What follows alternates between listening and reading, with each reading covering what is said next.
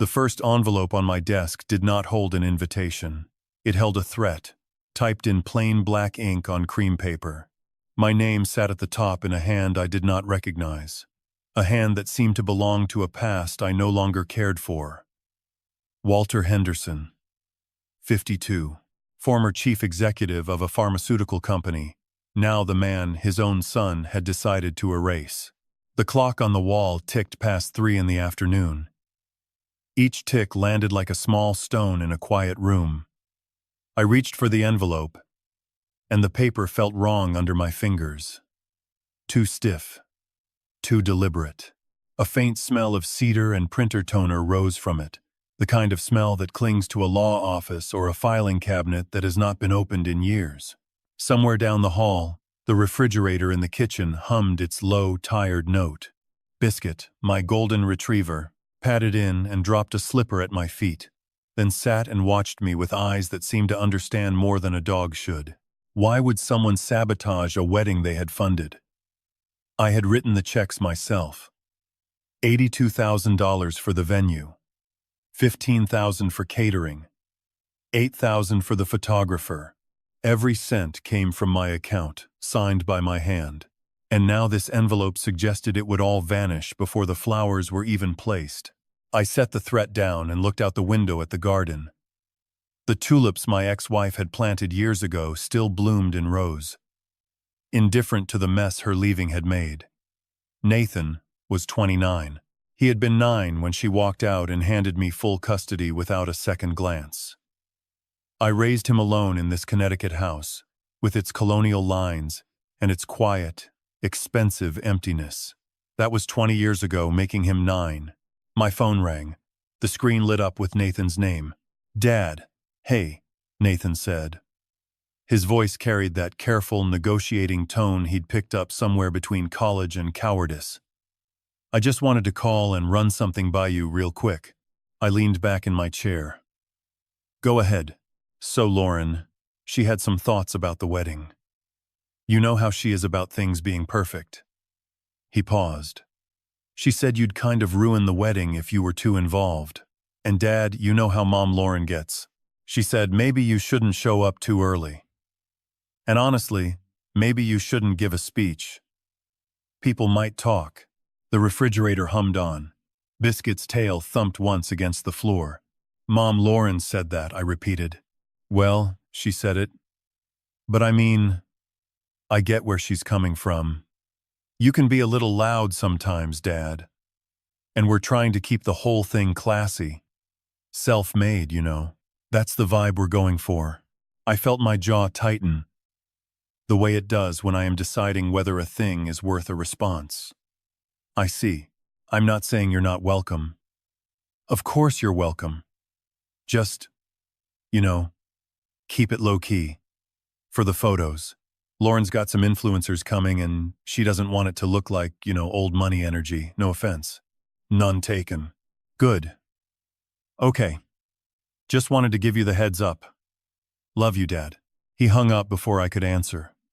I placed the phone face down on the desk. The envelope still sat there, its threat quieter now but not gone. I called Sarah, the wedding planner, the next morning. She picked up on the second ring, all polished courtesy. "Mr. Henderson, good morning. Just to confirm, everything on the venue side is set. We received your full payment for the $82,000 and the catering at $15,000. All locked in." Her voice had a small hitch at the end, the kind a person uses when they are reading from 2 sets of notes at once. "Sarah," I said, "has anyone else been in touch about changes?" "Oh well, Mr. Henderson, Mr. Nathan's fiancée, Lauren. She did ask me to keep contingency plans ready. In case of a cancellation. She said I should notify you first if anything shifted. Protocol, she called it." "Protocol," I said. "Yes, sir." She was quite specific that as the signatory on the contract, you'd need to be informed before any final decision. She even mentioned she'd compensate me separately if a cancellation came through your end. I stood and walked to the window. The garden looked the same. The tulips did not care.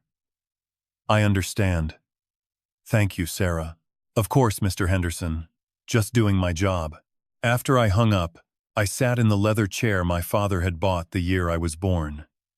The house was quiet in the way only a large house can be.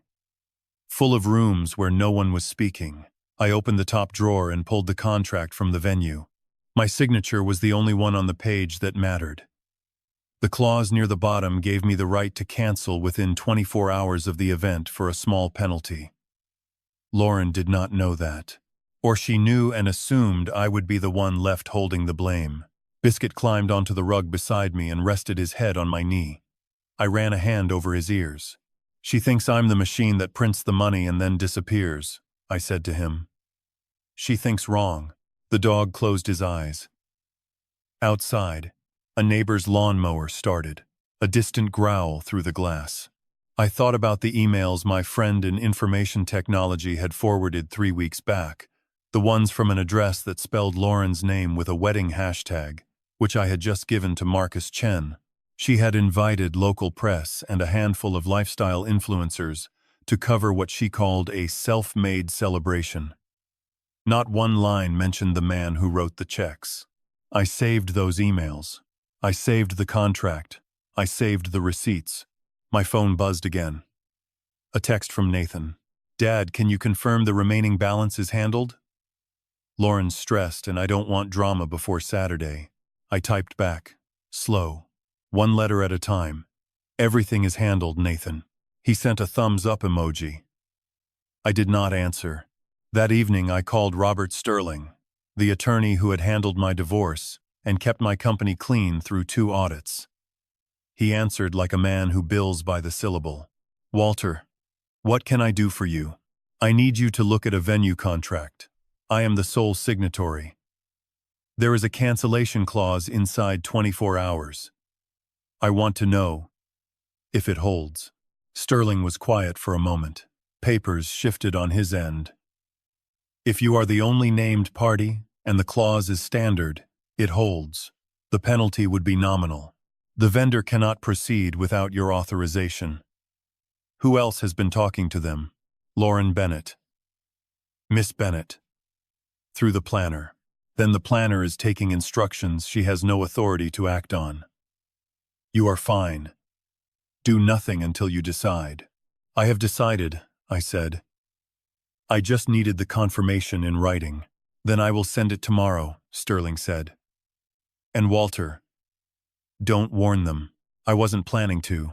I ended the call and sat in the dark office with only the desk lamp on. Biscuit snored at my feet. The envelope with the threat sat in the center of the wood, lit from one side. I still did not know who had sent it, but I knew this. The wedding would not happen the way they imagined. $82,000 of venue, 15 of catering, 8 of photography, all under my name. They wanted a self-made story. I would hand them the receipt. I opened my laptop. The screen lit my face in the dim room. My hand hovered over the keyboard, then settled.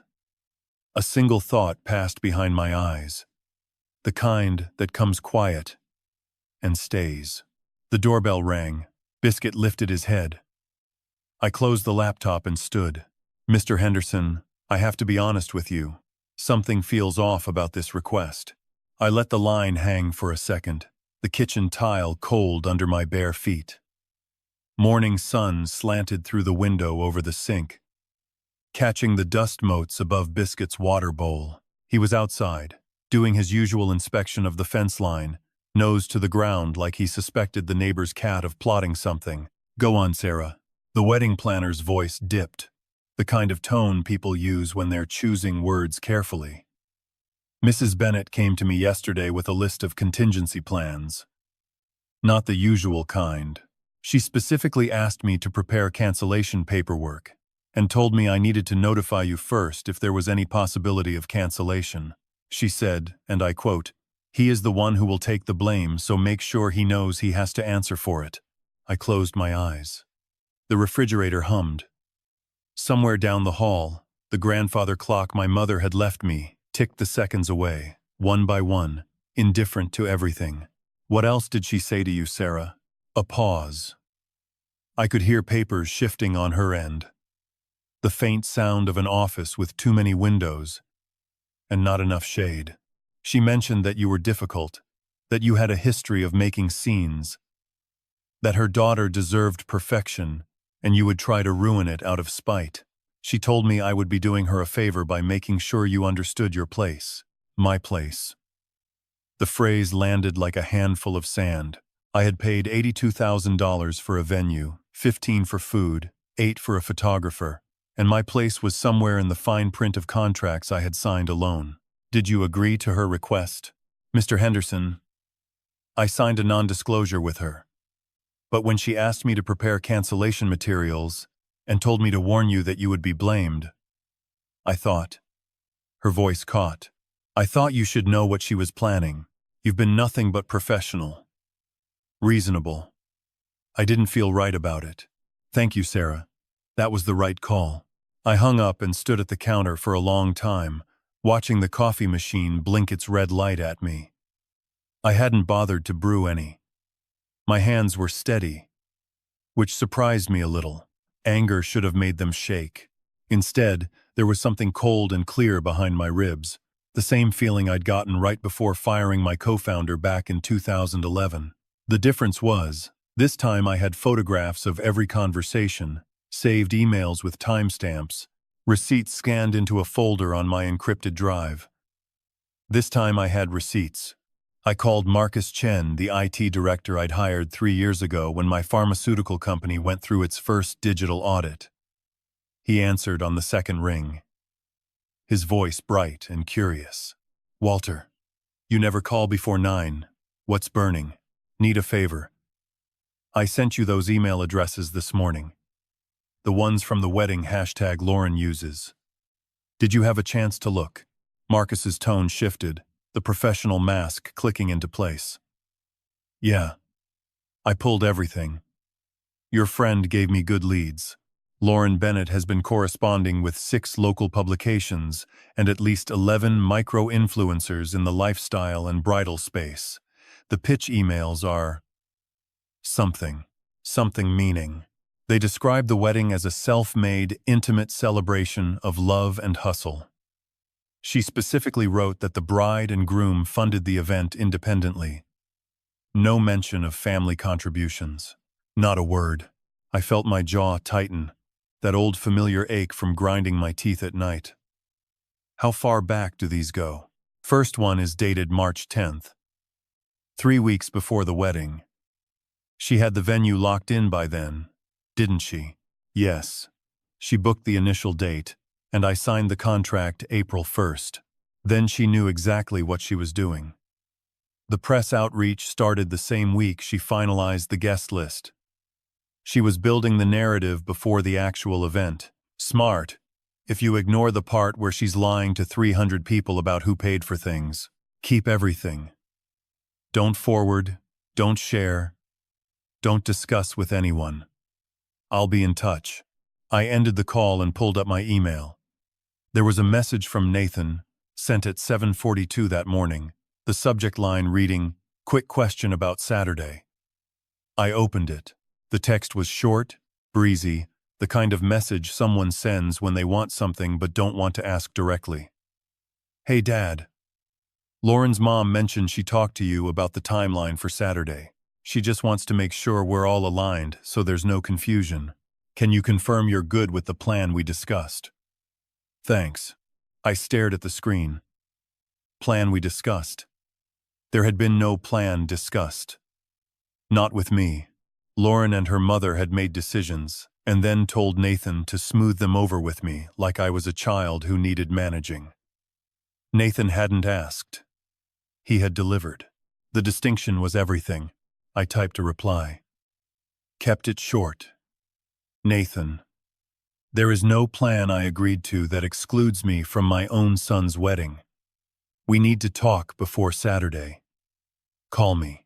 I didn't wait for a response. Pulled up another email, this one from Robert Sterling. Timestamp 9:15 a.m. A single attachment.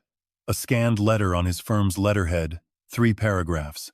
confirming that as sole signatory I held unilateral cancellation rights, that the 24-hour clause was enforceable, and that no verbal communication from any third party could override the written contract. Sterling had added a handwritten note at the bottom, in blue ink. You are legally sound. Proceed with confidence. R.S. I printed it twice. One copy for my records, and I already had one in the glove compartment of the car. Just in case. Marcus called back an hour later, voice lower this time. Walter, there's something else you should see. Lauren forwarded the press itinerary to a group email that included her mother and the planner. I got the thread through the same back channel. She wrote, and I'm quoting, "If he tries anything before Saturday, the cancellation charge is his problem, and he'll look like the asshole who ruined his son's happiness. We already have the narrative locked with the press. He can't touch us." The words landed differently this time. Not like sand. Like stones. Heavy. Each one with a specific weight and edge. I've saved the thread, dated, time-stamped, everything. You have the receipts now, Walter, all of them. Good, I said. And I meant it. Not the way people mean it when they're pretending. I meant it the way you mean it when you finally have all the pieces in front of you, and you can see the whole picture clearly for the first time.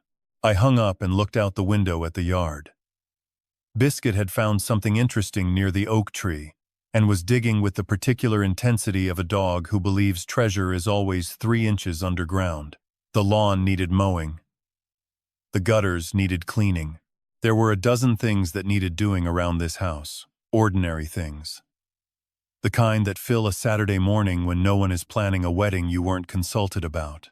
My phone vibrated yet again. Nathan, calling this time. I let it go to voicemail. He sent a text a minute later, sounding urgent. Dad, come on. Lauren's really upset. Can we just talk later tonight? Please. I typed back the same words I'd sent that morning. Only this time I meant them with more weight. We will talk. But not tonight. And not after the wedding. That evening, just as the streetlights were flickering on, I called Sarah back. Her voice sounded different when she answered. Tighter, like someone who had been holding her breath all day. Mr. Henderson, I've been expecting your call. Sarah. I need you to prepare the official cancellation paperwork for the venue. All services, including the photography and catering. I want the cancellation to take effect no later than Saturday morning, 24 hours before the scheduled event time. Confirm the refund timeline for the deposit and any prepaid amounts. The silence on her end was thorough. You're actually doing it. I am. The Bennett family is going to be furious. Lauren has been talking about this wedding for a year. The social media posts alone. I've seen the posts, Sarah, and the emails. I have copies of everything. Another silence. Longer this time. You knew. I know enough. Can you prepare the paperwork? Yes. Yes. Of course. I'll have it drafted by morning. I'll also prepare a final invoice for the services I can cancel, and a refund request for anything prepaid. Is there anything else? I thought about the photograph on my desk. The one of Nathan at 6 years old, covered in cake, grinning at the camera like the world was something he had already decided to love. Yes. Make sure the cancellation letter cites my name as sole signatory and references the 24-hour clause specifically. Don't mention anyone else. Don't discuss the reasoning with anyone, including the Bennett family. Forward all correspondence to my email and to Sterling's office. Understood. One more thing, Mr. Henderson. Sarah's voice went very quiet. Mrs. Bennett mentioned something yesterday. In passing. She said that if you caused any trouble, she would make sure you regretted it publicly. That your company, your reputation, your entire world would be under a microscope. I thought you should know what you're walking into. I looked down at Biscuit, who had come inside and was now curled on the rug, watching me with those brown eyes that had seen too many empty rooms and too many nights spent waiting for a son who had other places to be. "Sarah," I said, and my voice was steady. The voice of a man who had run a pharmaceutical company through FDA audits and hostile takeover attempts, and a divorce that had cost him half his net worth. "I've been under a microscope my entire adult life. The Bennetts are about to find out that I'm the one holding the lens." I hung up and sat in the dark. The grandfather clock ticked. Somewhere down the road, a dog barked once, sharply, then fell silent. My laptop sat open on the desk, the cancellation draft visible on the screen, drafted by Sterling's paralegal and waiting for my signature. I read through it once, then twice. The language was precise, cold, and legally flawless. The venue would receive official notice by 7 a.m. Saturday morning. The press, the influencers, the Bennetts, Nathan and his perfect wedding and his perfect bride and their perfect self-made narrative, none of them would know until it was already done. By the time Sarah called Lauren in a panic, the contract would be canceled. By the time the first guest arrived at a venue with no reservation in their name, the refund would already be processing back to my account. By the time the press that Lauren had invited showed up looking for a story about love and independence, they would find a story about a father who had been locked out of his own son's wedding and had decided, quietly and without fanfare, to stop opening doors that no one wanted him to walk through. I signed the document with my finger on the trackpad, slow and deliberate. The digital signature appeared on the page like a seal. I forwarded it to Sterling, to Sarah, to my personal archive. Then I opened the email from Marcus with the press outreach thread and the chat logs from Nathan's phone, which I had instructed Marcus to extract the previous week through a service call Nathan had requested for his own phone, not knowing that Marcus had cloned the data first. There it was, in Nathan's own words, forwarded to Lauren in a group thread 3 weeks before the wedding. "Babe, just get him to pay for the venue, and say nothing about his involvement. Once it's done, he has no use. The press will only see what we show them." I saved the email, saved the chat, saved the receipts. My hand hovered over the keyboard again, then moved. Composed a new message, addressed to Nathan. Subject line empty. No explanation. Just the attachments. The venue contract with my signature and the cancellation clause highlighted. The email thread with the press invitations, time-stamped 3 weeks before the wedding, in which Lauren had written self-made celebration, no family drama. The chat log showing Nathan's own words. Money can be recovered. Honor cannot. I reconsidered, switched the line to English. Money can be recovered. Respect cannot. Sent it. Then I turned off the laptop, stood, and walked to the window. Biscuit was watching me from the rug, his head on his paws, eyes half closed. Outside, the sky had gone the particular blue-gray of a May evening, the kind that makes everything in the house look like it's holding its breath. I thought about the doors I had opened for Nathan over the years. The tuition at private school. The car for his 16th birthday. A used BMW that I had detailed myself the night before. The connections I had made at the pharmaceutical board that got him his first job. The calls I had made to keep him employed when his first startup burned through its funding in 8 months. Each one of those doors had been opened without being asked, sometimes without being thanked. I had opened them because that is what fathers do, or what I thought fathers did. You open doors, you write checks, you show up. And sometimes, when you show up too much, they ask you to leave. And sometimes when you leave, you lock the door behind you and keep the key. I thought about the live stream I would do Saturday morning, 90 minutes before the scheduled ceremony, broadcast to every platform Lauren had invited the press and influencers to follow. I would hold up the emails. I would show the contracts. I would read Nathan's own words back to him in front of 300 cameras and the entire internet. And then I would press one button and cancel the venue, live, While they watched, while the press watched, while Lauren watched her self-made narrative dissolve in real time.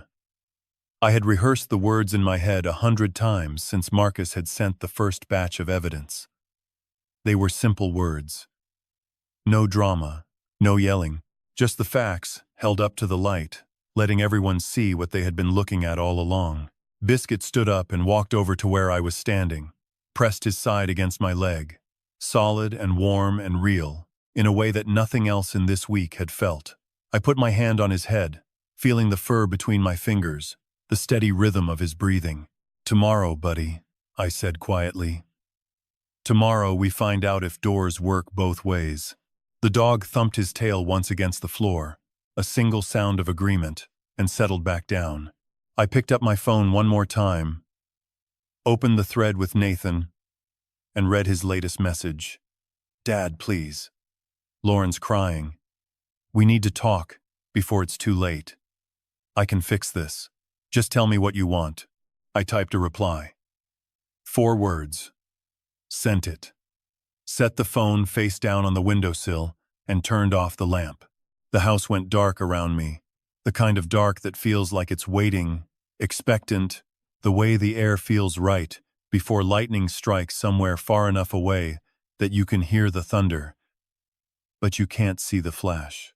I stood at the window for a long time, watching the street, watching the neighbor's house across the way, watching nothing in particular, until my eyes adjusted and I could see the fence line, the oak tree, the shape of Biscuit's head as he lay down on the rug behind me. I did not turn on any more lights. I did not need to see what I already knew by heart. The evidence was saved. The attorney's letter was signed. The cancellation notice was queued for 7 a.m. The press was invited. The narrative was about to flip. And when it did, everyone who had ever looked at me like I was a wallet with legs was going to find out that wallets can close. Biscuit snored softly from the floor. Somewhere in the distance, a siren wailed once and cut off, the way they do in this neighborhood when the fire department decides the call isn't what it sounded like. The house settled around me, beams creaking softly, the faint sounds of an old house. I stood at the window in the dark, letting the silence envelop me. That preternatural calm before a storm breaks. Recap. Event summary. Walter receives a call from wedding planner. Sarah, revealing Lauren's mother, instructed her to prepare cancellation paperwork and frame Walter for any wedding disaster. Walter confirms with attorney Sterling that his sole signatory status and the 24-hour cancellation clause are legally enforceable. Walter's IT contact Marcus Chen provides time-stamped email evidence showing Lauren invited press and influencers 3 weeks prior while framing the wedding as self-made with no mention of Walter's financial contribution. Chat logs confirm Nathan's complicity in erasing Walter's role. Walter forwards all evidence to Nathan with a single message. Money can be recovered. Respect cannot. He cues the official cancellation notice for delivery Saturday at 7 a.m. and plans a public live stream 90 minutes before the ceremony to broadcast all evidence. Key evidence introduced. Venue contract with sole signatory clause. Sterling's legal opinion confirming enforceable cancellation rights. Press outreach emails from Lauren dated April 18th with self-made framing. Chat logs of Nathan and Lauren discussing erasing Walter's financial role. Sarah's testimony about Lauren's explicit instructions to frame Walter. Final cancellation notice, drafted and queued. Throwing the burner phone into the trash can under the sink, I wiped my hands on a towel and walked toward the patio door. The glass felt cool against my forehead as I looked out at the backyard. Everything looked exactly as it had for the last decade. The manicured hedges, the silent fountain, the pool cover reflecting the pale morning light. It was all a stage set for a play that had been running for too long without me. Biscuit trotted into the room, his claws clicking rhythmically on the hardwood. He stopped, sat down, and let out a soft whine. "I know, buddy," I whispered, reaching down to scratch behind his ears. "The quiet is too loud this morning." The doorbell chimed. It was a sharp, intrusive sound that didn't belong in my house at 6 in the morning. I moved through the hallway. My steps measured, not rushed. I didn't need to look through the peephole to know who was standing on the porch. The frantic, uneven pacing on the stone steps gave it away before I even reached the door. I swung the door open. Nathan stood there, his shirt wrinkled, eyes bloodshot. He looked like a man who hadn't slept in a week. "Dad," he breathed, his voice cracking. "Thank God you're awake. We have a problem." I leaned against the doorframe, crossing my arms over my chest. I didn't move aside to let him in. "A problem, Nathan? That sounds like something you and Lauren should be handling. It is your day after all." Nathan stepped forward, but I didn't budge. "Lauren is spiraling. The venue manager just called. They said there's a hold on the reservation. They mentioned your name. They said you signed something to pull the plug." "I am the one who signed the contract," I said, my voice steady. "I am the one who paid the bills.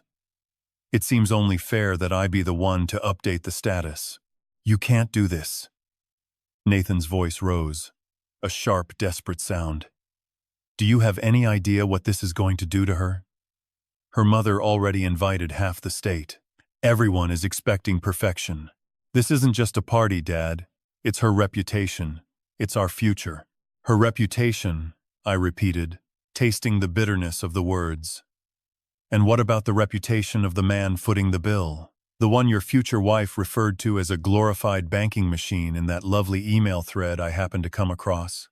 Nathan froze. The color drained from his face until he looked almost gray. "What? What are you talking about?" "The emails, Nathan. The ones to the reporters. The ones to the influencers. You didn't think I'd see how hard you and your mother-in-law worked to curate a self-made narrative, did you?" He looked down, his knuckles white as he gripped the strap of his messenger bag. "Lauren was just trying to... She wanted to make sure everything felt authentic. She didn't mean for it to sound like that. She didn't mean for it to sound like she was ashamed of her own family." I stepped closer, closing the distance, until I could see the sweat beading on his forehead. "She made her choice, Nathan, and I made mine. Dad, please." He tried to push past me, but I caught his shoulder. My grip was firm. "We can fix this. Just call the manager. Tell them it was a mistake. Tell them you were just upset and didn't mean it. We'll give you a seat at the head table. We'll give you a toast. You can say whatever you want." I let out a short, hollow laugh. "A toast? You think I'm looking for a seat at your table after I saw how you talk about me, when you think I'm not listening?" "That wasn't me," he stammered. "Lauren was the one writing those drafts. I was trying to keep the peace. You know how she gets when she's stressed." "So you were a passenger," I said, tilting my head. "Just sitting there while she steered the car into the ditch. Well, Nathan, it's a long walk home from here." "I'm your son," he shouted, his voice echoing off the vaulted ceilings of my foyer. "And I'm the man you tried to bankrupt for a weekend of vanity," I replied. "I think we're done here." I pulled the door shut, stopping it inches from his nose. Through the narrow gap, I saw him reach out, his fingers fumbling with the frame. "You're going to regret this," he threatened, the mask of the desperate son slipping, revealing the spoiled boy beneath. "I'll tell everyone you're senile. I'll tell them you had a breakdown because you couldn't handle seeing me happy without my mother around. Everyone will believe me. They love a tragic story." "Then tell them," I said. "Tell them everything. Tell them exactly how much the venue cost, and how you expected me to vanish into the woodwork the moment the checks cleared. See how many people want to celebrate your wedding once they realize it was financed by a father you were trying to erase." I slammed the door. I turned the deadbolt, the metal sliding home with a heavy, final thud. I stood there in the silence, my chest rising and falling. Biscuit walked over and pressed his wet nose against my hand. I patted him, my hand steady, my breath even. Across the driveway, I heard Nathan's car door slam. the engine roaring to life with a screech of tires on the pavement that left a jagged black mark on my otherwise perfect stone. I walked back into the kitchen and sat at the island. I pulled out my laptop, the screen illuminating my face in the dim room. I navigated to the shared folder, the one Lauren had created for the planning team, the one they thought was private. I clicked the share button. I typed in the addresses of the 3 largest news outlets in the city. I didn't add a subject line. I didn't add a note. I just attached the folder containing the invoices, the contracts, the time-stamped emails, and the chat logs. I hovered over the send button. My thumb tapped the trackpad, and the progress bar crept forward. 10%. 50. 100. It was done. The air in the kitchen felt different now. Lighter. Like the atmospheric shift after a heavy downpour. I stood up and walked to the refrigerator, pulling out a glass of cold water. I drank it slowly, feeling the chill move down my throat. My phone buzzed on the counter. It was a notification from the venue. Mr. Henderson, the email read. We have received your cancellation request. Per our agreement, we have initiated the refund process for the $82,000 deposit. Please note that the catering and floral services have also been notified and will be issuing their respective refunds minus the administrative fees as per the original contract. I deleted the email. Then I went into the trash and deleted it again. I grabbed my keys and headed toward the garage. Biscuit followed me, his tail wagging a slow, uncertain beat. We're going for a ride, buddy, I said, opening the car door. As I backed out of the driveway, I saw a black sedan creeping down the street. It was a local tabloid photographer I recognized from years of industry events. He was aiming a long lens at the house, looking for a shot of the bride or groom. He caught sight of me in the driver's seat. He lowered the camera, confusion etched onto his face. I didn't wave. I didn't smile. I just pulled into the street and drove past him, heading toward the coast. I didn't look in the rearview mirror to see if he followed. I knew exactly where he would be headed, and I knew exactly what he would find when he got there. He was going to find an empty venue, a team of confused caterers, and a bride who had nothing left to hide because it had all been put on display. I drove until the houses turned into stretches of pine and marshland. The radio was off. The world was quiet. I found a small diner about 40 miles out. A place with chipped linoleum and the smell of burnt coffee. I walked in and took a booth by the window. A waitress came over, her apron stained with coffee. "What can I get you, honey?" "Just black coffee," I said. "And maybe a side of toast." She nodded and walked away. I watched the clock on the wall. 7 o'clock. Across the street, a small television bolted to the corner of the ceiling flickered to life. A morning news anchor was talking, her face serious, her tone grave. I couldn't hear the audio. But the ticker at the bottom of the screen was impossible to miss. Local socialites' dream wedding collapses amidst financial scandal. I leaned back in the booth, watching the footage. It showed Lauren in her robe, her face caught in a moment of sheer, unadulterated panic as she stood on the steps of the venue. The camera panned to the empty ballroom, the tables set for 300 guests, the flowers wilting in the morning heat. I took a sip of the coffee. It was bitter, strong, and exactly what I needed. My phone rang. It was an unknown number. I didn't answer it. I let it ring until it went to voicemail. It rang again. And again. I eventually powered the device down, watching the screen go black. The waitress returned and dropped the check on the table. "You staying long, honey?" "No," I said, pulling a $20 bill from my wallet and leaving it on the table. "I have a boat to catch." I walked back out to the car. Biscuit was waiting, his head pressed against the passenger window. He looked at me with those wide brown eyes, his tongue lolling out in a happy, dog-like grin. He didn't care about the wedding. He didn't care about the money. He didn't care about the reputation. He just wanted to go where I was going. I patted his head and climbed into the driver's seat. I didn't head back toward the house. I turned onto the highway that led toward the harbor. I didn't look at the news ticker on the diner's TV one last time. I didn't need to. I knew the ending. And for the first time in 20 years, I felt like I was the one holding the pen. I reached for the radio and dialed it to a station playing jazz. The slow, steady bass line filled the cabin, grounding me.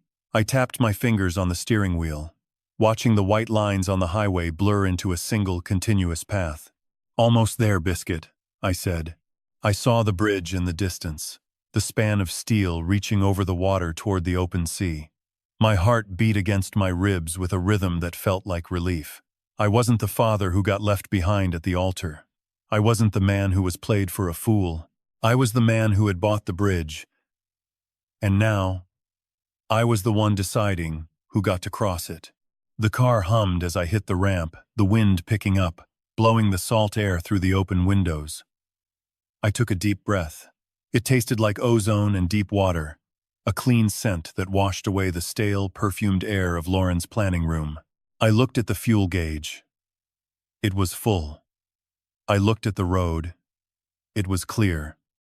I checked my watch, confirming that the release I'd sent to the press had already made its way to every inbox in the city. I didn't think about Nathan. I didn't think about the tears Lauren was shedding. Those were ghosts now. Memories of a life that had been designed by someone else. I pressed my foot down, the car leaping forward as I entered the bridge, the sunlight hitting the water below and turning the entire world to gold. Then, a police cruiser flashed its lights on the shoulder of the road, pulling a car over, and my own car shuddered as I passed. The phone buzzed against the wooden table, a low vibration that traveled up my forearm and settled somewhere behind my ribs. I was still at the diner booth, the coffee gone cold in its mug, when Sarah's name lit up the screen for the third time in as many minutes. Biscuit's tail thumped once against the vinyl seat, then stopped. His head tilted like he was trying to decide whether the noise meant trouble or just another person wanting something from me. "Mr. Henderson," Sarah said the moment I picked up, her voice tight with the kind of practiced calm that cracks at the edges. "Just to confirm, everything is still on schedule for the venue tomorrow? Mrs. Bennett has been calling me every hour and she is quite eager." I leaned back, watching a truck rumble past the window. "Everything will be fine, Sarah. You have done well to follow my instructions." A pause. Then her breath caught, like she had been holding the real question behind her teeth. "Mr. Henderson, if I may ask, why did Mrs. Bennett tell me to notify you first about any cancellation?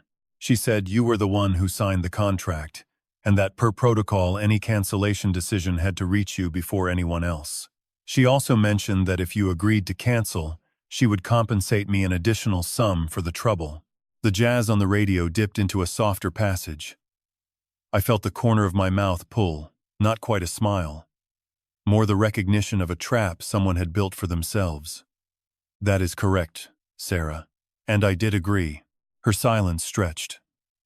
I could picture her in some rented office, a planner's binder open, her finger tracing the clause she had been told to fear. "I will cancel," I said. "Prepare the formal cancellation papers immediately and send the confirmation receipt to my email. Also, the photographer's fee of $8,000 that I paid directly, make sure that refund routes back to me as well." "Yes, Mr. Henderson." "Right away. I should mention, Mrs. Bennett seemed very sure you would be the one to pull the plug. She kept saying the wedding was self-made and that you would understand your place was, quiet. I understand more than she thinks." I ended the call before she could fill the silence with more of Lauren's staging. Biscuit nudged my wrist with his nose, warm and insistent, and I scratched behind his ear. The radio announcer came back on, mentioning the harbor weather, clear skies, light wind from the southeast. My email chimed. The venue's automated confirmation sat at the top, the subject line plain. Contract. Terminated. Refund. Initiated. $82,000 returned to the account I had opened separate from the shared family trusts. I had moved it the night before, after the last glass of scotch, after the house had gone still. The receipt for the photographer followed a minute later.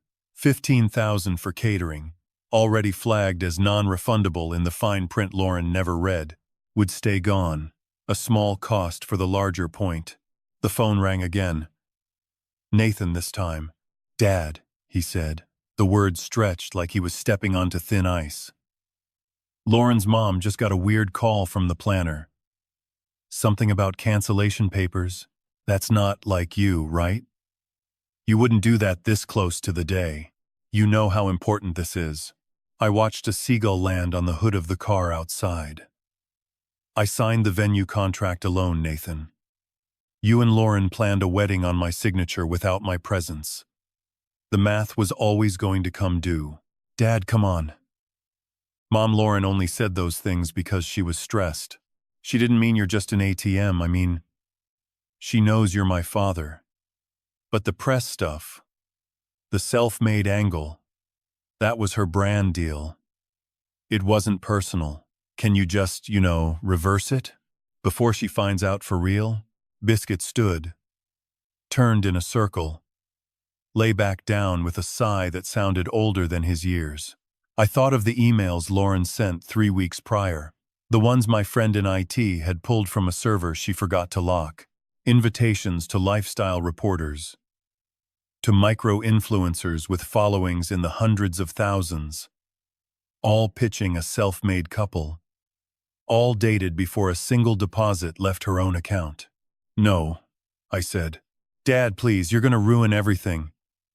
She'll lose the PR contract, her whole image. And then what? I'm stuck in the middle of a disaster that you made. The disaster was built before I spoke a word. You chose which side of the line to stand on when you called me loud and embarrassing. I am simply drawing the line where my name appears." He made a sound half laugh, half groan. "You're really doing this? On the day before? You couldn't have said something sooner?" I said enough. You heard what suited you. I hung up. The screen lit with Lauren's number next, then went dark when I powered the device down again. Sarah's confirmation email sat unread but filed. The money was back where it belonged. The venue was empty. The reporters Lauren invited would arrive to find no bride, no groom, no $82,000 ballroom, only a planner with a binder and a story she had been instructed to tell about me. I slid the phone into my coat pocket and stood. Biscuit hopped down, his claws clicking on the tile. The waitress watched from the counter, then looked away, giving me the privacy of a stranger who has seen worse. Outside, the air off the water carried salt and diesel. I opened the passenger door, and Biscuit jumped in, settled, pressed his head to the glass. The harbor was 20 minutes west. I started the engine, the jazz fading as I turned the key, and pulled onto the road. A news van passed going the opposite direction, its satellite dish aimed at the sky, already hunting the address Lauren had handed them. The car shuddered as a gust hit the bridge ramp. And ahead, through the windshield, the first red and blue lights of a cruiser flickered near the toll booth, waving through a line of cars that did not include mine yet. I stared at the dashboard clock as the numbers flipped, the silence inside the car pressing against my eardrums like deep water.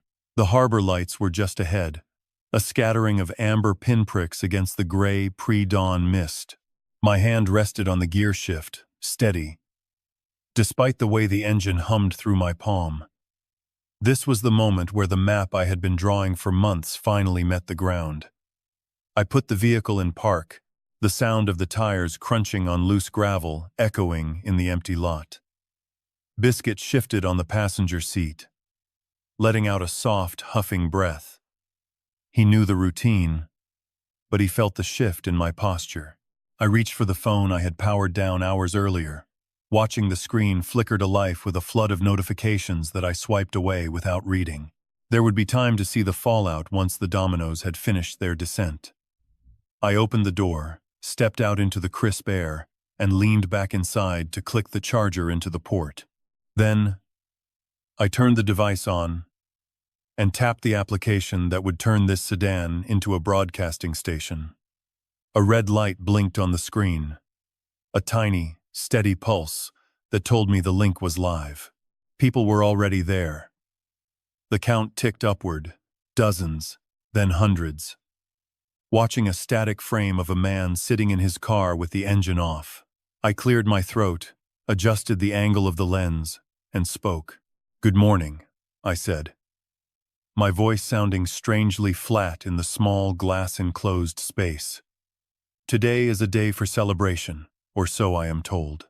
My son, Nathan, is supposed to be standing at the altar of the Blackwood estate in exactly 4 hours.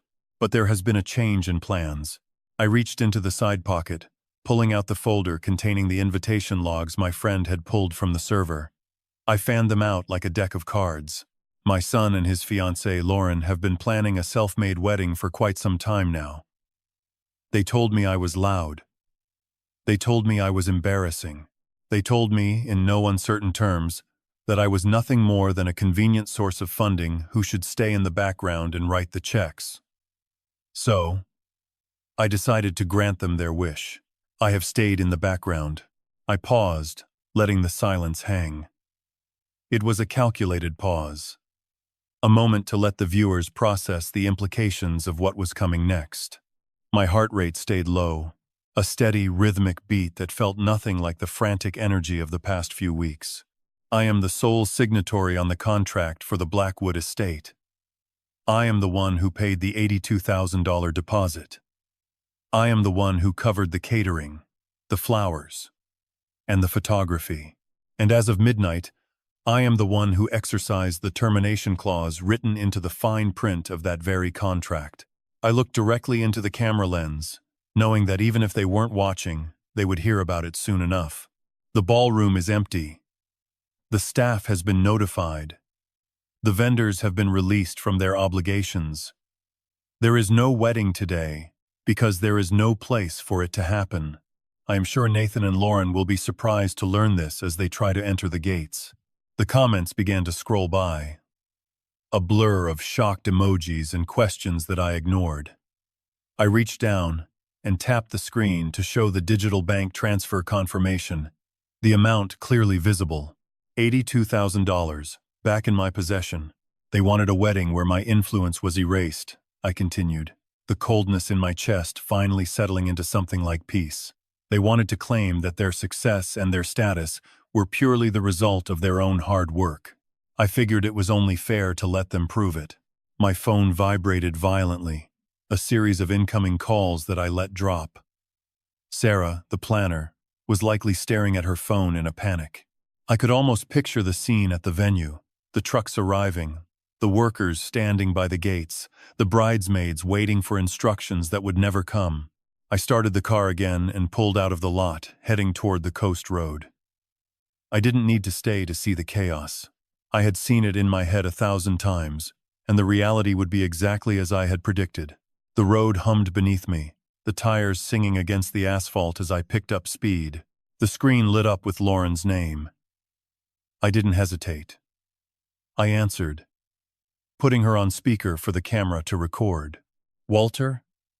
What the hell is going on?" Her voice was shrill, the practiced poise of the influencer cracking under the weight of sudden, terrifying reality. "The venue people are telling us we can't get in. They said the contract is dead." "Why is the contract dead?" "Good morning, Lauren," I said, my voice steady. "I believe I explained that to Nathan. You wanted to handle everything yourself. You wanted to prove how self-made you were. I simply took myself out of the equation."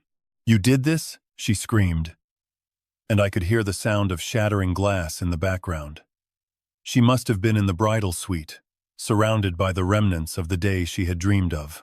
"Do you have any idea how much money we've already sunk into this? The non-refundable deposits for the dress, the stationery, the influencers.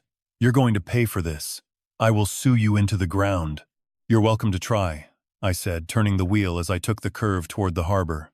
"But since you and Nathan have already stated on record that you wanted no interference from me, A court will find it very difficult to argue that I have an obligation to finance a party I am not invited to attend. You aren't my guest, Lauren. You are a stranger who tried to buy a legacy with my signature. Nathan, get on the line, she yelled, and then I heard the scuffle of the phone changing hands. Dad, are you insane? Nathan's voice was wet with panic. I'm looking at the gates. They're padlocked. There's a reporter here, Dad. A news van. They're asking if it's true that you canceled the wedding. I told them to get lost, but they're still here. If you don't call the venue right now and tell them there's been a mistake, I'm going to lose my job. This is going to be everywhere. It already is, Nathan, I said, checking the live viewer count on my screen. It had climbed into the thousands. I'm currently streaming the explanation to about 5,000 people. I suggest you check the trending tags. A silence followed that was absolute. Then, a sob broke through the line, muffled, as if he were trying to hide it. You're doing this to us? He whispered. Your own son? You're ruining our lives because you're mad about a guest list? I am doing this because you chose to treat a human being like an object, I said, my voice cutting through his whine like a blade. I am doing this because you allowed someone else to tell you that your father was an inconvenience. If you want to lose your job because you built your reputation on a lie, that is a consequence of your own choices, not mine. I am just the one who stopped paying for the stage. I hung up, reached over, and ended the stream. The silence of the car felt heavy, then liberating. Biscuit rested his chin on my forearm, his eyes tracking the passing trees. I reached the harbor entrance, the salt air finally hitting me in a rush of cold, clean oxygen. The yacht, a sleek white shape against the gray morning, waited at the end of the slip. It was a small vessel, quiet and completely mine. I didn't look back at the phone. I didn't care what they were doing, who they were calling, or how much they were scrambling to explain the unexplainable to the reporters gathering at the estate gates. The dock was quiet as I stepped onto the wood, the rhythmic slap of the water against the pilings a soothing contrast to the static of the last 24 hours. I unlocked the cabin door, the smell of teak and fresh linen greeting me. My phone buzzed again. A final, persistent vibration.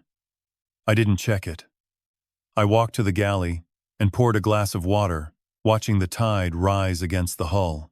The world was waking up to a scandal, and I was stepping out of the path of the storm. I stood there for a long time, listening to the creak of the lines, until the sun finally breached the horizon, turning the harbor into a pool of liquid gold. I had no regrets. The money was back. The pretense was stripped away, and the people who had thought they could use me were left standing in the ruins of their own hubris. I turned off the phone completely and set it on the table. Then a knock at the cabin door startled me. I frowned, reaching for the handle. I hadn't expected anyone to know where I was. I opened the door, ready to face whatever consequence remained, only to see Mark standing there with 2 coffees in hand, his face etched with a mix of concern and suppressed humor. You look like a man who just survived a shipwreck, Mark said, holding out a cup. Or maybe, the man who caused one. It depends on who you ask, I said, taking the coffee and stepping back to let him in. I think the term would be salvage operation. Mark glanced toward the closed cabin door, his eyes lingering on the phone that lay dark on the table. They're saying on the radio that the estate is a circus. Reporters are everywhere. Nathan is apparently refusing to comment. And the bride is, according to a very excited reporter, currently being escorted away by security. I took a sip of the coffee, letting the heat sink into my chest. Let them talk. That is all they have left now. I assume the cruise is still on? Mark asked, stepping over the threshold. The cruise is very much on, I said, looking out toward the open water. In fact, I think we should leave as soon as the tide allows. I already checked the weather report, Mark said, settling into the small chair opposite me. We have a perfect window, no storms, just miles and miles of nothing but blue. I nodded, the weight of the last month finally lifting from my shoulders. The phone buzzed one last time, a persistent, aggressive sound that I ignored, letting it ring until it died of its own accord. It was the sound of a past I no longer belonged to, a life I had finally, fully, walked away from. I leaned back, closed my eyes, and listened to the engine begin to hum to life. A steady, powerful thrum that signaled the beginning of a life that was finally entirely my own. Dad, you have to post something, anything, before they run with her version of the story. Nathan's voice cracked through the speaker, thin and scrambling, the way it used to sound when he'd broken a window as a boy and didn't know how to admit it. I stood at the galley counter, the yacht's engine a low hum beneath my boots. Biscuit lay curled near the port window, his tail twitching in some dog dream. Mark had stepped onto the deck to give me privacy, but I could see his silhouette against the rail, coffee cup steady in his hand. I have already posted everything that matters, I said. The invoices, the chats, the press list Lauren sent on March 10th, 3 weeks before the venue date, a sharp intake of breath on the other end. That's not what I mean, and you know it. People are saying you ruined everything. Mom Lauren says, we look like gold diggers on national television. The words landed without weight. I had heard the rehearsed phrasing too many times to flinch. Your mother-in-law can say what she likes. The records speak for themselves. 82,000 for the venue, 15,000 for catering, 8,000 for the photographer. All from my account. All signed by me. Nathan's voice dropped, that negotiating whine creeping in. Dad, if you just let me explain on your page, we can frame it as a family misunderstanding. A misunderstanding. That's all. Lauren's brand people are already asking questions. I poured a second glass of water, watched the tide pull at the slip. Her brand people can ask. I am not your press secretary. The line went quiet for a beat. Then Lauren's voice, bright and clipped, snatched the phone from him. Mr. Henderson, this is completely unreasonable. We built a narrative of self-made success and you sabotaged it out of spite. Do you have any idea what a luxury house just did to my contract? I felt the corner of my mouth lift, not in warmth. I know exactly what they did, Miss Bennett. You lost the deal. The recording of Nathan calling me an automated teller machine is still up on 3 local sites.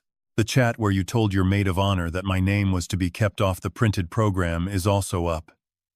Self-made is a hard story to sell when the receipts are public. She made a sound like a door clicking shut. You are a cruel, controlling old man. Nathan deserves better than a father who destroys his wedding to feel powerful. Nathan deserves the consequences of his choices, I said. He chose to let you erase me. He chose to ask me to stay silent, so your reputation would stay clean. Those were his words on the call, not mine. Mark knocked once on the cabin frame, tilted his head toward the water. A newsboat was drifting past the harbor mouth, its antenna aimed at the shore. I nodded, set the phone on the counter, and let the speaker keep playing. Dad, please. Nathan cut back in, his tone flattening into panic. The company sent a note this morning. They said my role is under review because of the coverage. I could lose my position. Just take the post down and say it was a miscommunication. I picked up the phone, held it away from my ear, and looked at Biscuit. The dog opened one eye, closed it. The sea rolled steady outside. You told me, this morning, that your mother-in-law said I would ruin the wedding. You asked me not to speak. You asked me to arrive late. That was not a miscommunication. That was a plan to use my money and hide my name. Lauren's voice again, sharper now. We never hid you. We just curated the story. Curation is not erasure, Mr. Henderson. It is adulthood. I laughed, short and dry. Curation that excluded the signatory from the guest list draft. Curation that invited reporters to a self-made celebration funded by the man they were told not to mention. The planner confirmed your instruction to notify me first on any cancellation, so I would carry the blame. Sarah told me herself this morning. A longer silence. Then Nathan, smaller. Sarah told you that? She did. In her own words. Your mother-in-law promised her a bonus to make me the villain of record. Instead, I became the only one with the contract and the cancellation right.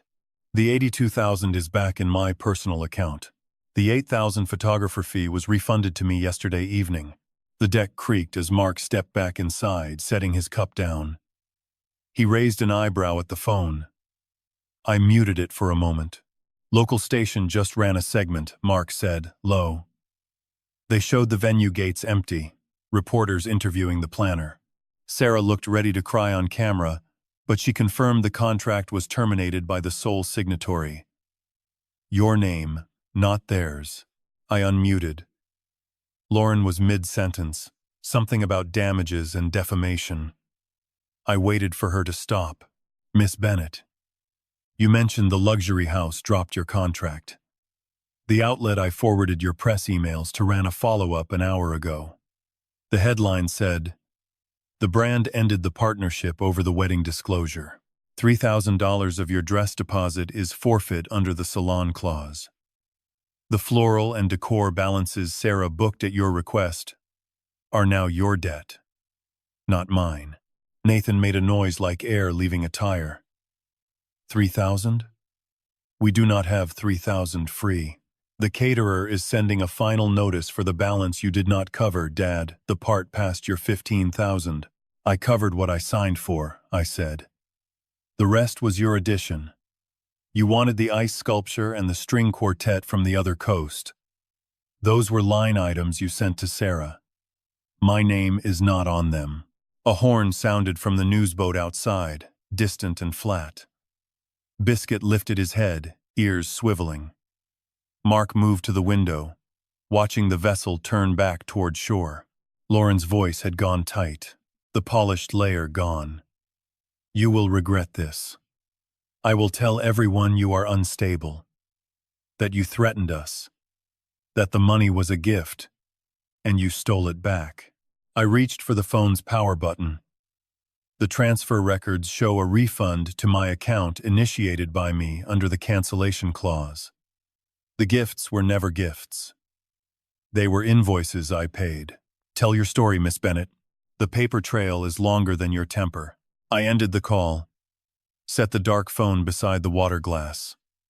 Mark leaned against the counter, finishing his coffee. She will keep talking, he said. The brand story is dead, but the grudge will travel. Let it travel, I said. The harbor is behind us soon enough. Biscuit stood, stretched, and padded to the door, nose to the gap. The engine rose in pitch, lines loosening. I looked at the counter, at the silent phone, at the dog waiting for the deck to open. The newsboat's spotlight swung once across the water, caught the yacht's white hull, and swept away toward the empty shore where a woman in a wedding veil was now being filmed by a man with a microphone, her face turned from the lens. Slamming the cabin door shut behind me, I watched the harbor lights shrink to smears of gold on the dark water as the yacht cleared the breakwall. Biscuit pressed his warm side against my calf, his tail thumping the teak once before he dropped to his belly. Mark handed me a coffee without a word, and took the chair across from mine. Quite the exit, old friend, Mark said, watching the shore fade. That newsboat followed us half a mile before turning back. I sipped the coffee. They got their footage. An empty venue, a woman in a veil, and my name on the cancellation. That is all they needed. Still, Mark said, your son called the marina twice before we cast off. The dockhand asked if you wanted the messages. No. Mark raised his cup. Away from all the drama, then. That cruise is calling. The engine hum settled into my bones. For the first time in weeks, my shoulders dropped from my ears. I had the $82,000 back in my personal account, the $8,000 photographer refund cleared, and the $15,000 catering already paid counted as spent, not stolen. Lauren's 3,000 dress deposit was forfeit. The floral and decor debt sat with them now, not me. My phone lit on the table. Nathan's name. I flipped it face down. Biscuit lifted his head at the vibration. Mark leaned forward. "You going to let that ring? Let it travel," I said, echoing my own words from the night before. The phone stopped, then started again. "Dad, please." Nathan's voice came thin and scrambling when I finally answered on the fourth ring. "Lauren's mom is screaming at the venue people. They want the balance for the ice sculpture. The string quartet from the other coast is demanding full payment or they sue. We are looking at 12,000 we do not have." I watched the wake spread behind us. "You sent those line items to Sarah. My name is not on them. Dad, you cannot just leave us with this. You are my father. I was your father when I paid 82,000 for a venue you invited reporters to so they would think you earned it. I was your father when your fiancé told the planner to name me as the villain of record on any cancellation. That part is done, Nathan." A smaller voice now. "The company sent a letter. They are reviewing my role because of the news segment. My manager said the brand story made us look like we used you. You did use me. The paper trail shows it. Let the company read the trail. Dad, I am begging you. Just post that the cancellation was a misunderstanding. Say you forgave us." "I forgive nothing I can prove," I said, and ended the call. Mark exhaled through his nose. "He will call again. Probably." The yacht rolled gentle into the open water. I leaned back, the salt air filling the cabin. Biscuit's ears swiveled at a gull's cry overhead. For a long moment there was only the engine and the slap of waves. Then the phone lit once more. Not Nathan. A number I did not recognize. I answered. "Henderson. Mr. Henderson, it is Sarah. I know you said not to call, but Miss Bennett's mother came to the venue this morning. She demanded the decor deposit back from me personally. I told her the contract named you as sole signatory, and the cancellation closed the account. She called me a thief and said she would report me to the wedding association. Did she pay the floral balance? No, Mr. Henderson. She said that was your responsibility since you funded the original event. But the planner notes show Lauren requested the orchids and the arch. I have the email timestamp from 3 weeks prior. Keep that email, Sarah. Forward it to the address I gave you." "Yes." Mr. Henderson. Also, the caterer called. They said the final notice for the balance past your 15,000 went to Nathan's apartment. He sounded panicked when he answered. "I thought you should know. Thank you, Sarah. That is all." I set the phone down. Mark tilted his head. "Planner still loyal?" "Loyal to the record." Lauren's mother tried to shake her down for the deposit. Sarah held the line. "Good," Mark said. "Means your evidence chain stays clean." The sun climbed higher. We passed a fishing boat, its crew waving. And Mark waved back like a man with no debts and no sons who lied. Biscuit stood, padded to the rail, and watched the gulls wheel over the stern. My phone buzzed again. "Nathan," I answered. "What now?" "Dad." Lauren's mom just called. She said the decorator is filing a claim against us. Us, Dad. Me and Lauren. Not you. The contract Sarah signed with them had Lauren's name because you would not put yours on the extra items.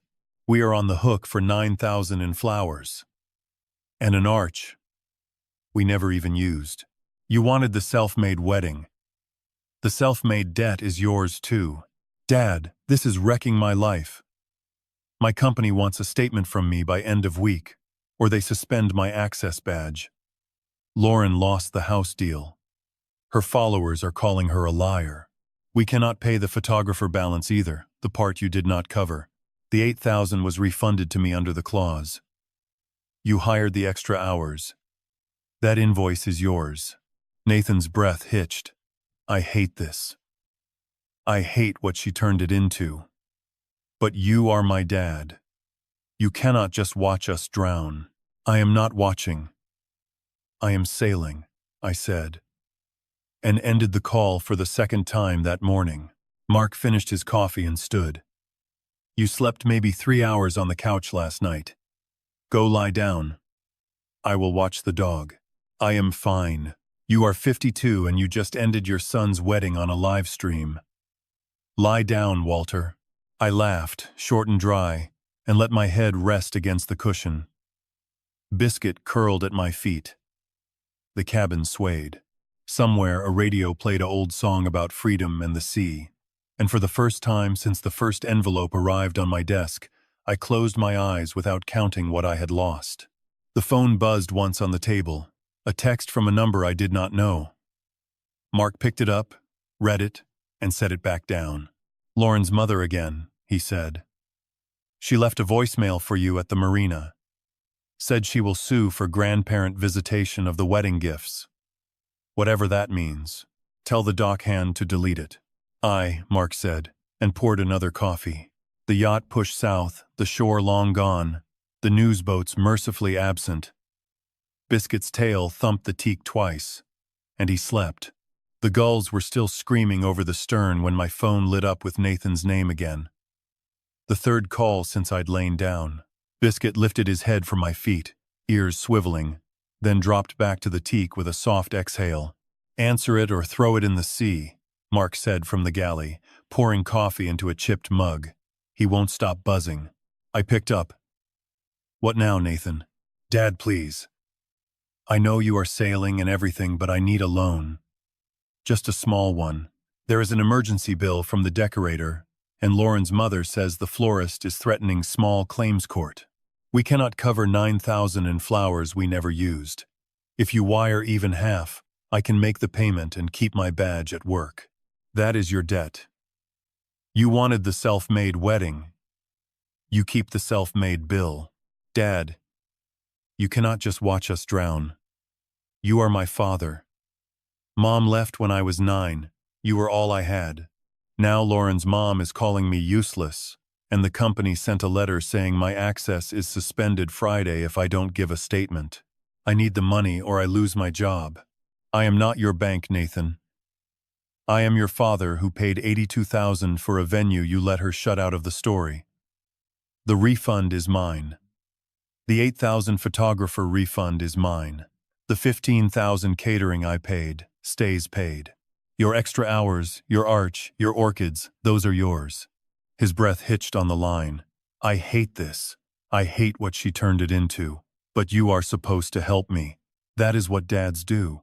Dads do not fund the people who erase them from the invitation. Call someone else.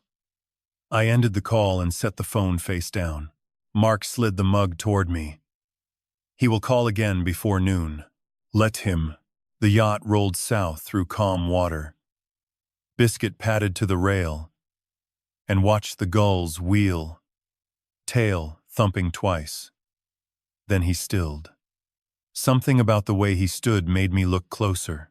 His ribs heaved once, a sharp intake, and he coughed, a wet sound I had never heard from him in the 4 years since the divorce left him in my keeping. I was at his side before Mark could set his mug down. Biscuit. Hey, look at me. The dog's hind legs folded and he slid to the deck, eyes wide, tongue pale. My hands went cold under his collar. Mark, get the vet line, now. They listed one at the last port, Mark said, already scrolling. Coast Animal Clinic, Mrs. Sarah. I will call. I lifted Biscuit onto the bench, his weight suddenly wrong, too limp, and pressed 2 fingers to his chest. The beat was there but fast, too fast. Come on, old friend. Stay with me. Mark held the phone out. Mrs. Ortiz says bring him in, they have a doctor. 40 minutes back north. I will turn her around, Mark said, and the engines shifted under our feet. Lauren's voice filled the cabin an hour later, not through my phone but through a news clip Mark's tablet pulled up as we waited outside the clinic. She stood on a porch I did not recognize, sunglasses pushed up, speaking to a camera crew. Walter is a controlling man. He always has been. He objected to the guest list. He objected to the flowers, and when we would not cave to his demands, he sabotaged the wedding to punish me. This was about his ego, not money. He wanted to be the center, and when he wasn't, he burned it down.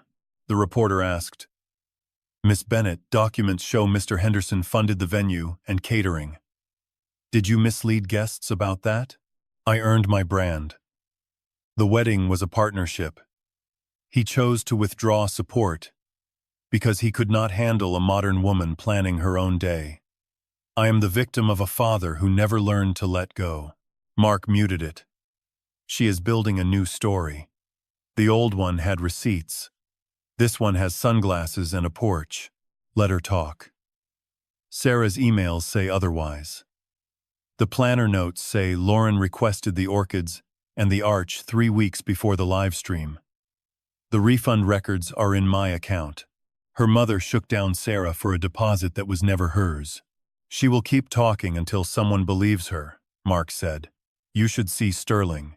I called the lawyer from the clinic waiting room, Biscuit asleep on a blanket behind the glass, the doctor's voice calm on the other line saying the episode looked like a blocked intestine from something he'd eaten shoreside.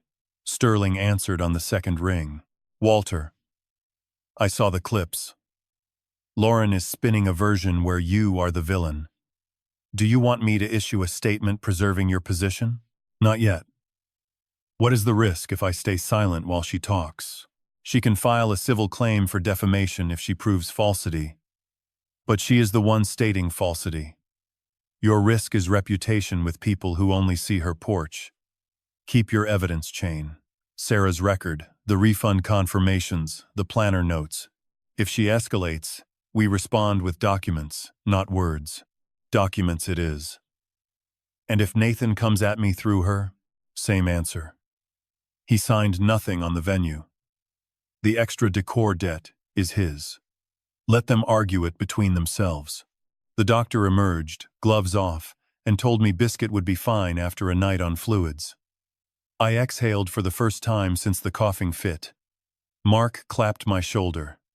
He is tougher than your son. Nathan called again that evening as we ate dinner at a dockside table, Biscuit dozing at my feet on a leash. I answered on speaker. Dad. The bank denied our loan. They cited the public story and our unpaid decor balance. Lauren's mom says we should sue you for the venue money since you took it back.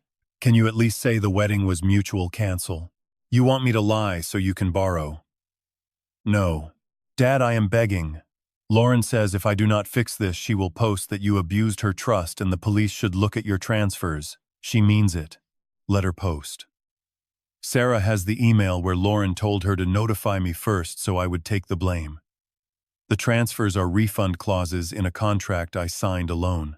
Tell Lauren the police read clauses, not tantrums. Nathan's voice broke. I cannot do this without you. Then do not. You chose her version. Live in it. I ended the call and slid the phone into my pocket.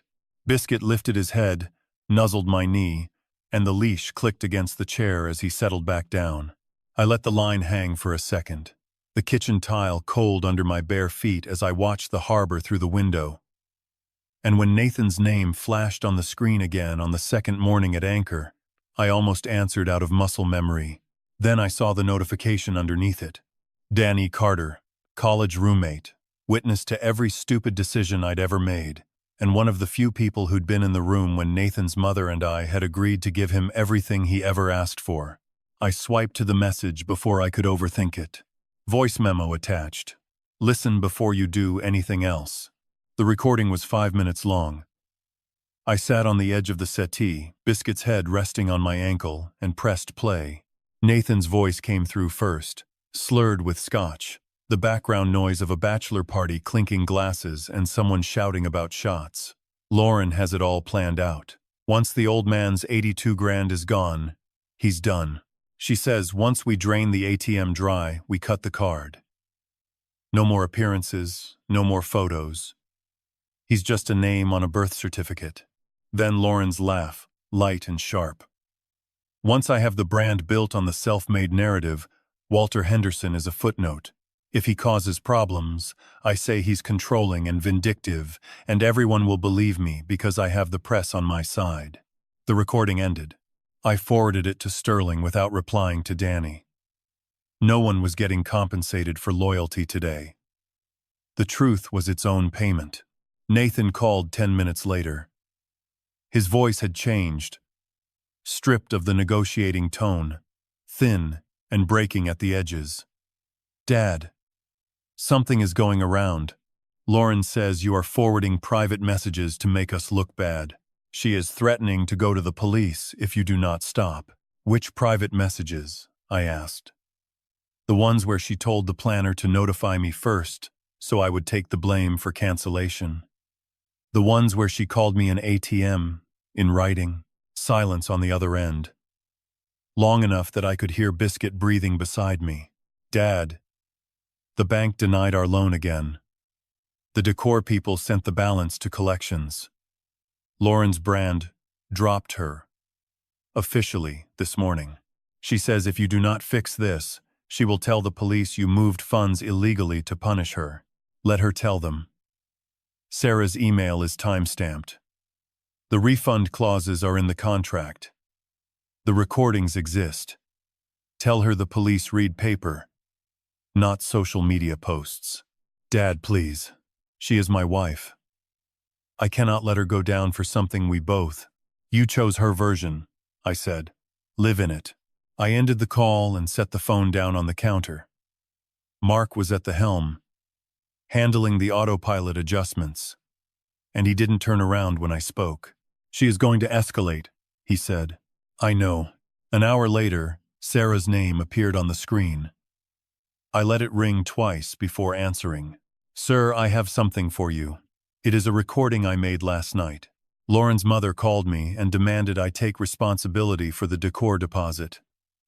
And when I told her the contract was in your name and the cancellation was yours, she said she would report you to Adult Protective Services for financial abuse of your own son. She was very specific about what she would say to the authorities." "Did you record all of it?" "Every word, sir." "I am sending it now." I listened to the file while Mark steered us past a shipping lane marker, the water choppy and gray. Lauren's mother's voice was practiced, angry, precise in her accusations. She knew exactly which language would get attention.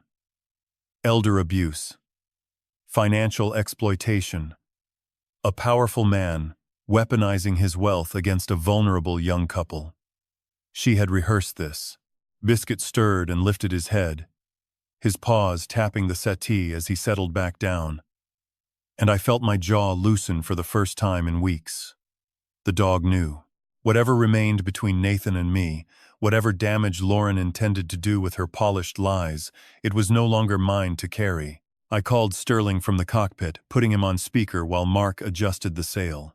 "Lauren's mother is threatening an elder abuse claim," I said. "Nathan is begging for money to cover collections. Lauren is building a victim narrative. I have the transcript from Nathan's bachelor party that Danny forwarded, Sarah's notes on the mother's threat, and the full paper trail." "Send it all," Sterling said. "I will prepare a comprehensive response and release it to any outlet that contacts us. You are not responding to her. I am." He hung up, and I stared at the phone for a moment. Then I opened the recording Danny had sent me one more time, listened to Nathan's voice describing his plan to discard me, and felt nothing. Not anger, not disappointment, just the quiet certainty that comes when a door finally closes. That evening, the first news article appeared quoting Sterling's statement in full. By morning, 3 more outlets had picked it up, each running the document trail with my signature on the venue contract at the top. Nathan's company posted a brief notice saying they were conducting a comprehensive review of his professional standing in light of recent public conduct concerns.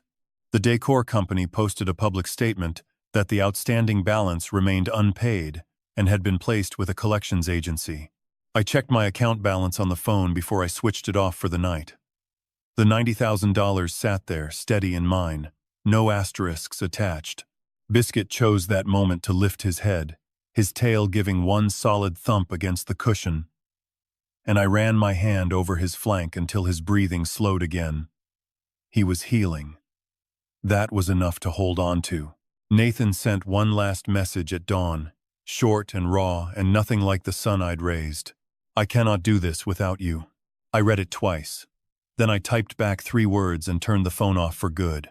You already did. Mark appeared on deck with coffee as the sun came up, and we watched Biscuit trot to the railing, lean over, and investigate the morning air with the seriousness of a dog who had decided he was fully recovered and ready for whatever came next. The engine hummed. The water opened up ahead of us. Somewhere far behind, Nathan's calls kept coming, and I did not hear them. I picked up Biscuit's leash from the deck, clipped it to his collar, and turned my face toward the open water. The phone buzzed once more. A final number I did not recognize, and I let it go to voicemail without checking who it was. The boat leaned into the swell, Biscuit's ears flapping in the wind, and I realized I had not felt this light since before the wedding planning had started, since before the emails and the requests and the quiet erosion of every assumption I'd held about the boy I'd raised from infancy. I clipped the leash to the rail, sat down beside Mark at the helm, and let the horizon pull me forward. The water stretched out ahead, wide and unmarked, and for the first time in a very long time, I was exactly where I wanted to be. I have decided that you are no longer welcome at our home, Nathan. I spoke the words into the receiver while watching the horizon. Biscuit was curled at my feet, his breathing steady, rhythmic, a sound that finally grounded me. The yacht swayed gently, the engine purring beneath us as we moved further into the open blue. Nathan's voice on the other end was a frantic, high-pitched mess. Dad, don't say that. You don't mean that. Please. Lauren is sitting right here. And she is shaking. We have no money. The decor company is calling every hour. And the landlord, that is between you and the debt collectors, Nathan. I cut him off, my voice steady, stripped of the guilt he had spent 29 years harvesting. You made your choices. You wanted a self-made wedding, and you have achieved it. You are entirely self-made. From the debt to the humiliation. I am your son, he screamed, the static crackling as if he were losing his grip on the device. How can you just walk away? We have an entire life ahead of us. We were going to make you proud once the dust settled. I looked over at Mark, who was busy checking the navigation charts, his expression unreadable. He had seen the documents Sterling released. He knew what Nathan had called me in those recordings. You spent months treating me like a bank vault with an expiration date, I said. You and Lauren spent your evenings planning how to drain what I worked 40 years to build. All while telling me I was a liability to your social standing. That was not a son speaking, Nathan. That was a business predator. Lauren's voice suddenly cut in, sharp and piercing as she grabbed the phone. This is exactly what I told everyone. You are a vindictive old man who cannot handle losing control of people who are younger and smarter than you. You have ruined our lives over a venue contract. I did not raise my voice. I did not feel the need to defend myself against a woman whose own influencers had dropped her the moment the truth surfaced. I did not ruin anything, Lauren. I merely stopped providing the foundation for your lies. The venue contract is a piece of paper. It is what you did with it. The lying to the press, the manipulation of the planner, that ruined you. You built a house of cards on someone else's property. Why are you surprised it fell apart? I will go to the police, she hissed, her voice trembling with a mixture of rage and terror. I will tell them you threatened us. I will tell them you are a dangerous man. Sterling has the recording of your mother making that exact threat. I replied quietly. And he has the bachelor party audio where you and Nathan describe me as your ATM. Do, please, go to the police. I would love for the official record to include the transcript of how you planned to discard me once the check cleared. There was a long, heavy silence. The sound of the wind rushing against the yacht's rigging filled the space between us. I could hear them breathing on the other end, 2 people who had spent their entire lives assuming they were the smartest people in every room. now discovering that the room was empty and the floor was made of glass. "Dad?" Nathan whispered, his voice small, stripped of the bluster. "Is there any version of this where we come back? Even just a small amount? We can pay you back. I will get a second job. I will do whatever you want." I looked at the water again. It was dark, deep, and utterly indifferent to the problems of men in suburban houses. "There is no version of this, Nathan. There is only the version where you finally face the world as you are. Without my wallet to pad the edges. You told me I was ruining your wedding. I think I finally succeeded in making sure it was truly yours. You have exactly what you planned for. Enjoy it." I pressed the button and ended the call. Then, I went into the settings menu and selected the option to block the number, followed by every other contact associated with that house. I watched the names vanish from my screen, one by one. Mark looked up from the charts and offered a small, knowing nod. "Done?" "Done," I said. I stood at the railing and watched the wake of the boat churn into white foam before dissolving into the vast, dark blue. Biscuit stood up, trotting over to rest his chin on my knee. I reached down, stroking the soft fur behind his ears, and felt the solid reality of his life. He did not care about social standing or influencers or the bank accounts that had defined my life for so many years. He only cared that we were here, moving forward, away from the wreckage. I walked back to the helm and sat down, the chair cool beneath me. The sun was rising higher, casting a path of gold across the waves. The phone sat on the table, silent, a dead object in a world that no longer required its participation. I reached out, slid the phone into a storage locker, and locked it. "Which way, Captain?" Mark asked. His voice, easy. I looked ahead, toward the horizon where the sky and the sea met. "South," I said. "Just keep going south, until the air feels different." The engine picked up speed, the vibration settling into my bones. The land behind us was just a line now, fading into the haze. I had no idea what the next year would bring, or where we would drop anchor. For the first time since Nathan had started talking about his wedding, I did not have to know. I did not have to plan, or verify, or scrutinize, or protect, or defend. I only had to exist. Biscuit let out a soft whine, his gaze fixed on the water, his tail twitching as if he were chasing something that only he could see. I laughed. A real, guttural sound that surprised me. "See that?" I said to Mark, pointing toward the distant shore that was finally gone from view. "The dog thinks we are on an adventure." "Maybe we are," Mark said, leaning back. The boat surged, catching a swell and lifting, the nose pointing toward the unknown. I did not look back. I did not think about the decor company, or the collections agents, or the girl who had tried to build an empire out of my checking account. They were ghosts now, tethered to a shore I had already left. I reached for the cup of coffee Mark had left on the console and took a long, steady drink. The air was salt-heavy and sharp, clean enough to strip away the last of the bitterness. We crested another wave, the spray catching the morning light, and I watched it turn into diamonds before falling back into the deep. The coffee was cold by the time we reached the third day.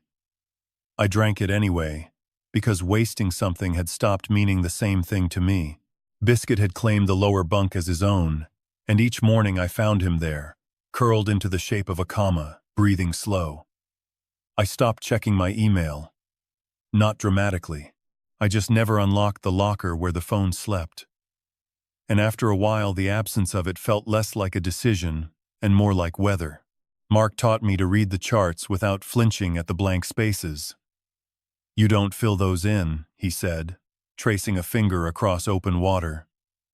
"You let them be the part you find out about later." So I did. We anchored off a small island with no name on our map, and I swam out past the rope marker until the hull was a toy behind me. The salt stung the small cut on my foot from the galley knife, and I laughed at the stupidness of it. Nathan would have wanted a bandage, a photo, an explanation, Here there was only the sting, and then the calm underneath it. I cooked rice on the single burner and burned the bottom once. Mark ate it without comment. I washed the pot twice to be sure, then caught myself and set it down dripping on the rail. The lesson was not in the revenge. The lesson was in the silence after. When nobody called and the world kept turning and I was still here. I started writing things in a notebook. Biscuit occasionally tried to chew. Not plans, just observations.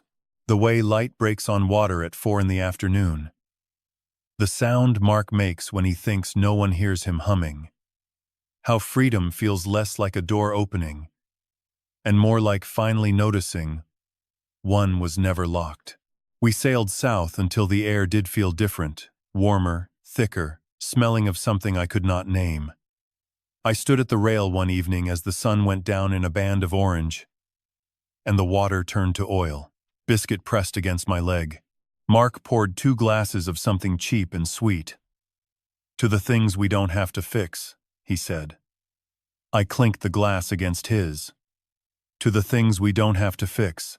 And if you have ever walked away from the life that was supposed to be yours and found the one you actually wanted on the other side of the leaving, I would like to hear how you did it. The lesson isn't that you need to sail away or burn your phone or leave everything behind. It's that you can. And that doing so might show you how much of what felt like duty was actually just momentum. You spend so much time building a life that looks right on paper, the career ladder, the curated feed, the version of yourself everyone agrees is doing well, that you forget to ask whether it actually fits. The world will keep calling you to fix things, to explain yourself, to document every moment. And the bravest thing you can do is let some of those calls go to voicemail. Not out of anger, but out of a quiet certainty that not every wound needs a bandage and not every blank space needs a caption. The people who matter will meet you in the silence, not demand you fill it. You'll know you're in the right place when the coffee is cold and you drink it anyway. When the rice burns, and nobody makes it an event, when the only thin lay. It's the slow realization that the lock was broken all along, and you were the only one still waiting for permission to walk through. So tell me, what is the thing you've been carrying that you're ready to set down, just to see how much lighter you become without it?